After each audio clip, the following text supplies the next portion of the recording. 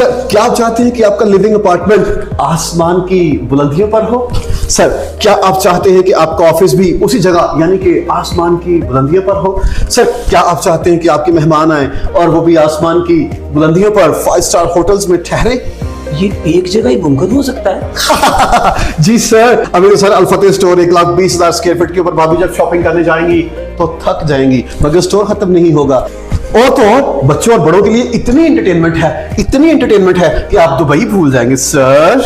तो किसी जन्नत की बात हो रही है यार। बेशक ये जन्नत ही है और इसका नाम है the grand central mall Faisalabad. तो हो जाए बुकिंग सर? बुकिंग अभी हो जाए।